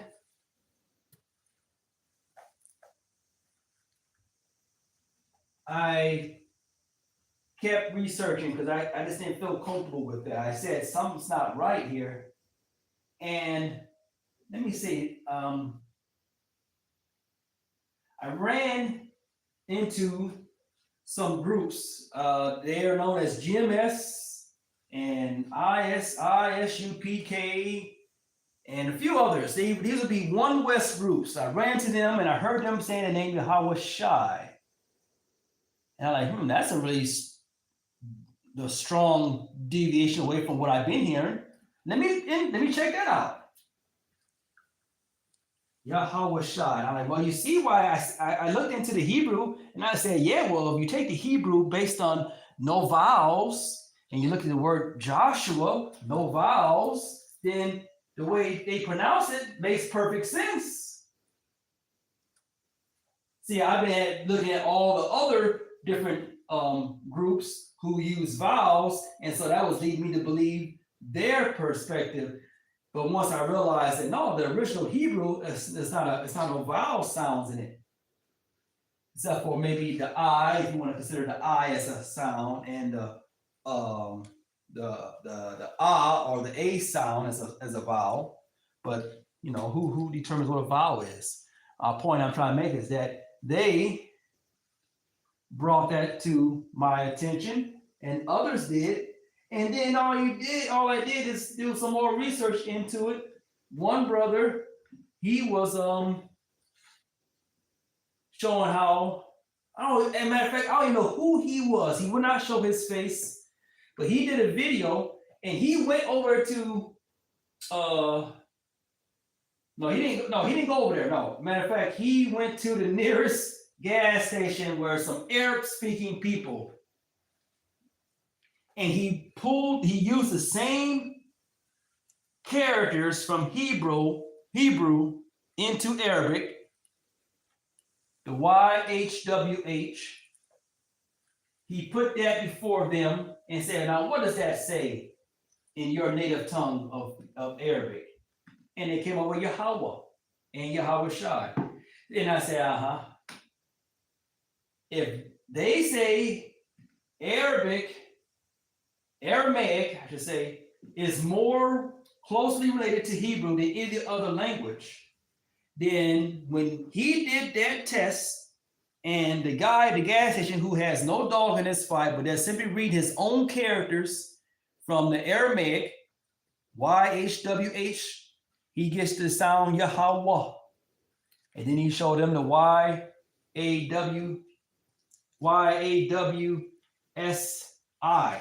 Yahweh Shai. And he put that before him, and he pronounced it Yahweh Shai. And I'm like, if the ancient language of Aramaic can come to this term, Yahweh Shai, or come to this pronunciation, Yahweh Shai, and Yahweh, then I'm led to believe that more likely that's what our people were speaking back in those days, speaking it like that, with all these vowel sounds. The vowel sounds is a created Hebrew that's not accurate. It doesn't exist in the ancient world, and they can't prove it. So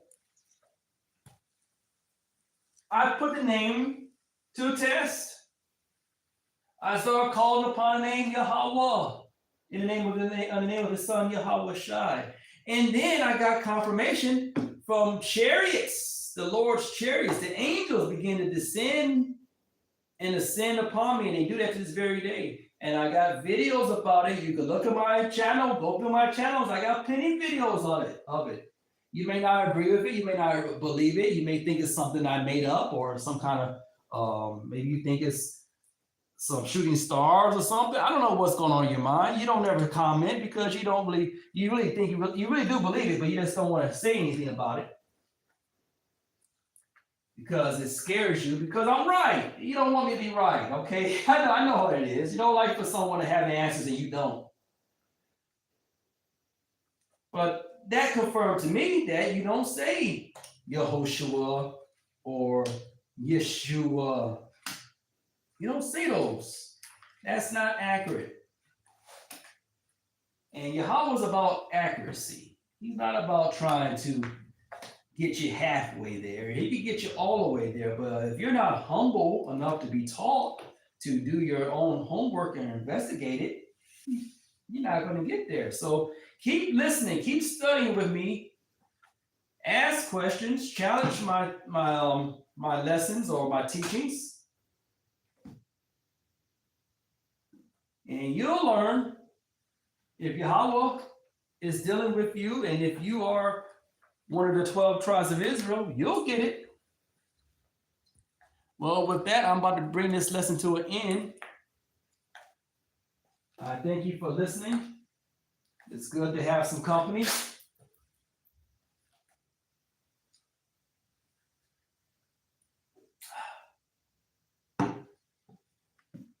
Where was I leaving it off at? Yeah, so keep praying, keep studying. The sun is still up.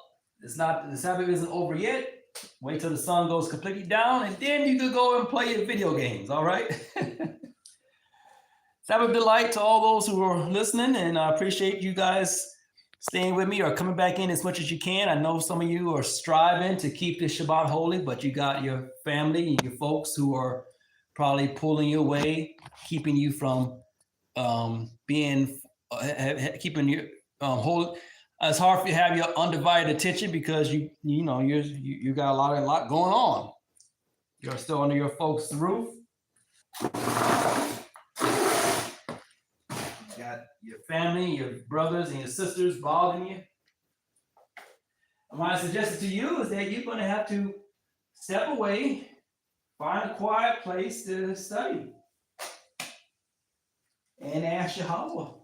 And just respectfully ask them, hey, I need my own space right now. Can you leave me alone? Or if they're younger than you, teach them, talk to them, read some scripture to them. You can work with your brothers and your sisters in teaching this stuff. You don't got to keep it to yourself. You should share it with your family. You should. You should help them. You should say, hey, listen to this video. Listen to what this guy is teaching. And they probably will surprise you. You might be surprised. You may be the one factor that will win your whole family over to the truth. All right. Yeah, I think that's it. So I'm about to go and continue my study, but I gave you all I can give you for now. Shalom and Sabbath delight. But I hope that answered your question, Steve Bono. Thanks for your question. I appreciate it. Let me look and see.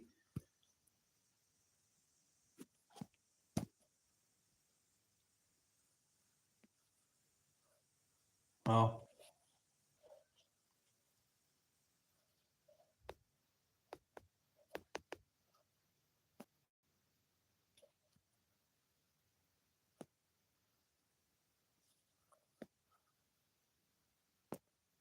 I'm trying to check out your channel, Steve, to see if you got anything that may be interesting to talk about, but I can't access your channel. So you keep coming back here, and if you have any more questions, I hope that helps you out.